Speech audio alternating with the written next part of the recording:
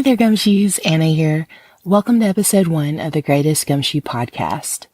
We're an interactive mystery podcast where you have a whole lot of control. We're a whole new kind of podcast in that we really like true crime and the idea of solving a case, but we didn't necessarily love all the blood and gore. So I got together with my friend Melissa, the backbone of the show, and we decided to take everything we loved about the true crime genre and make it something people could actually be involved in. Every season, we'll put together a new fictional crime. Each episode, we'll bring you clues and ask for your feedback via our social media channels on how to proceed with the case. We'll share secret evidence online, plant clues, and ask for your opinion every step of the way. You'll even be able to vie for the title of the Greatest Gumshoe by sending in your theories and solving the case. There will even be some sort of prize at the end of the season. It's all the fun of a game show, all the intrigue of a murder mystery thriller, and all the control you get from a choose-your-own adventure novel, rolled into one awesome new podcast. So let's get started. This season, we're solving the fictional death of Mariah Collins, who disappeared during the devastation following Hurricane Katrina. That's right, we're going to do a little time travel this season and work a case from 2005. Today, August 29th, actually marks the 13th anniversary of Katrina making landfall on the Gulf Coast. Mariah Collins, age 22 at the time of her death, was a Hattiesburg, Mississippi native living in Kenner, Louisiana. She'd been planning to evacuate the area prior to Katrina making landfall. To the knowledge of her roommate and family, she was en route home to Mississippi before her death, but we've not been able to confirm this detail. Regardless, she never arrived at her parents' home in Mississippi. Katrina hit, the levees broke, and the devastating floods began. Mariah's body wasn't found until several weeks later on Monday, October 3rd, 2005, in a semi-swampy area in the Manchac Wildlife Management Area of Acres, Louisiana. The body, which had visible bruising around the neck, was found near an underpass off Interstate 55 North.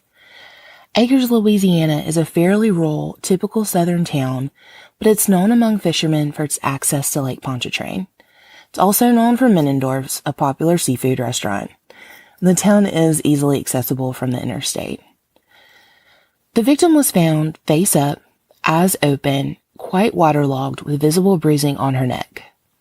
Officers found a suitcase and purse near her body. Seems that the ID in the purse was used to identify her, as her body had been exposed to the elements for quite some time. At this time, it's unclear whether she was murdered at the site or simply dumped there. Mariah's body was originally found by a local man named Richard Warren. He claims to have pulled off by the underpass to fish on Monday afternoon when he noticed the body. Mr. Warren only recently returned to the area following Hurricane Katrina. He's 48 years old, divorced within the last year, and works for a local trucking company. He claims to have no relationship to the victim.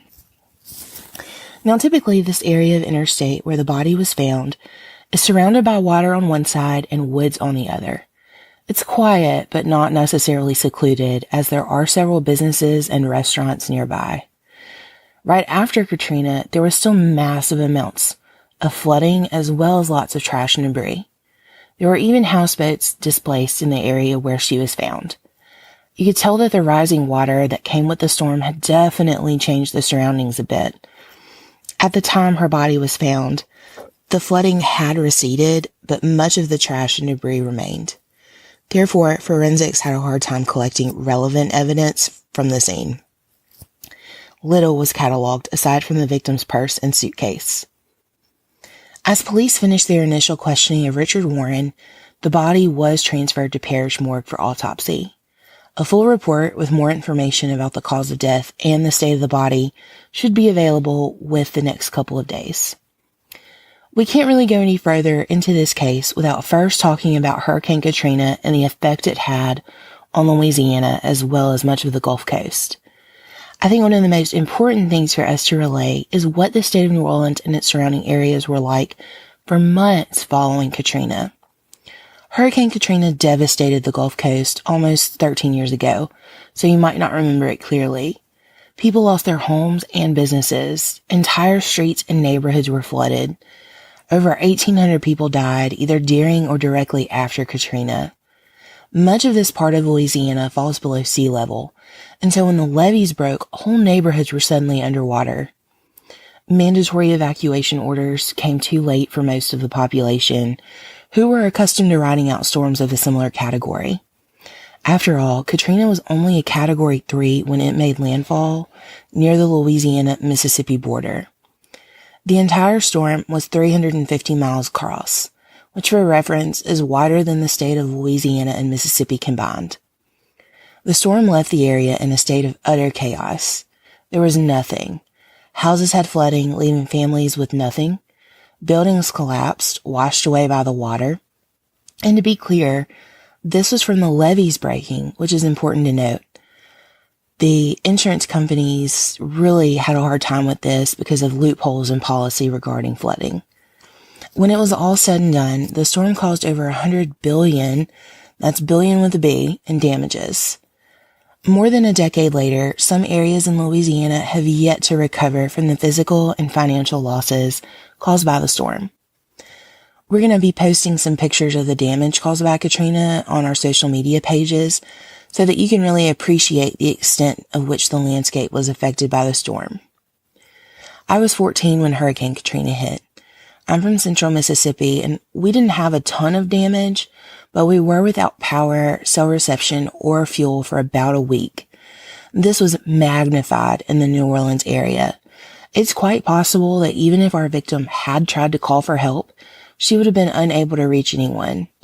Not to mention that emergency services were so backed up, overworked, and in some cases plain unavailable, which very likely made this a crime of opportunity.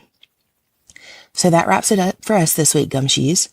Make sure to follow us on social media, Facebook, Twitter, Instagram, @GreatestGumshoe. We'll be posting case details and evidence to help you figure out who killed Mariah Collins. We'll also start posting polls in the next couple of days so that you can vote on the case's progress. So be on the lookout for those. This week's big choice, what's the next step?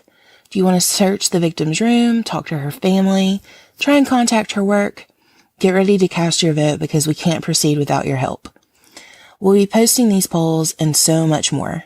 By following our social media pages, you'll have access to new evidence as soon as new episodes air. You'll also get the chance to participate in any promotions or giveaways that we run over the next few weeks. Plus, you'll get to connect with other Gumshoes and share your theories. We're really looking forward to see you guys puzzle this case out. And please subscribe and leave us a review on iTunes, Stitcher, TuneIn, SoundCloud, Podbean, Google Play, or wherever you're listening right now. It helps us find new listeners and grow the Gumshoe community. If you think you've already cracked the case, that's great, but don't email us just yet. We'll be releasing details on how to claim your title as the greatest Gumshoe in future episodes.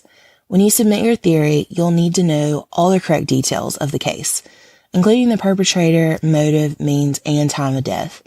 You only get one guess, so hold off for now. We'll announce the winner and prize during this season's final episode. Thanks for listening. See you later, Gumshoes.